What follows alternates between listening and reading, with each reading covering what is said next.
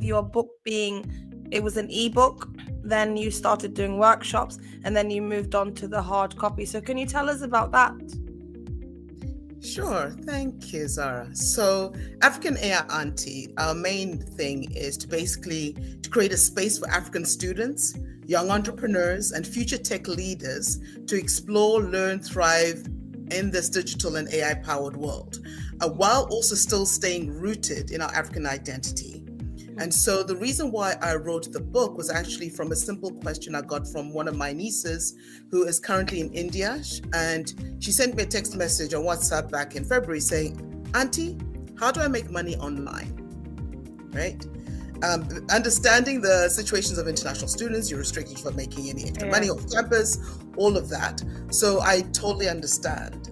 And in this day and age, the reason why I'm targeting more university-age students from 18 to 25 is from a pain point of my own.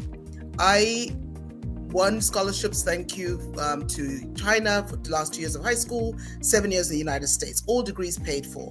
But even with my 2 degrees, when I went back home to Zimbabwe, I couldn't get a job.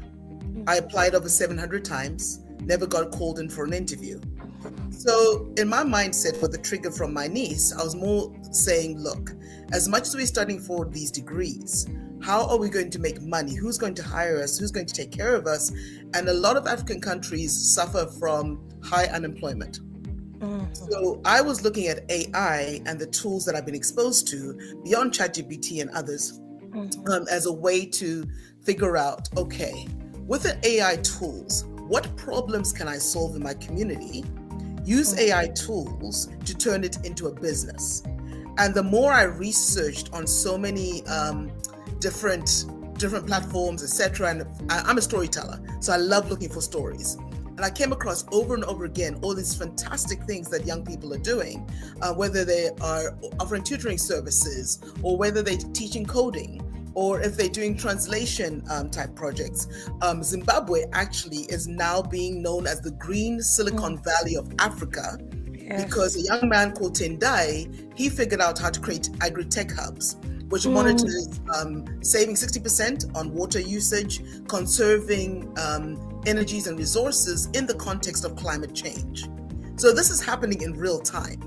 So for myself, I thought, okay, how can I alleviate the pain that I know a lot of university graduates or university students are currently suffering? Like, okay, as much as I'm studying and my parents are sacrificing so much for me to be here, because I know scholarships are quite rare, how am I going to show anything for what I've studied? I come from the hometown of Gweru in Zimbabwe, and we have Middle State University. And at some point, I was living with my mom for about 4 years. And every year, hundreds of thousands of students flow out into the streets with their graduate caps and gowns. And they're ending up selling tomatoes and secondhand clothing on the street corners. Is that what you sacrifice $5,000 to do? It doesn't make sense.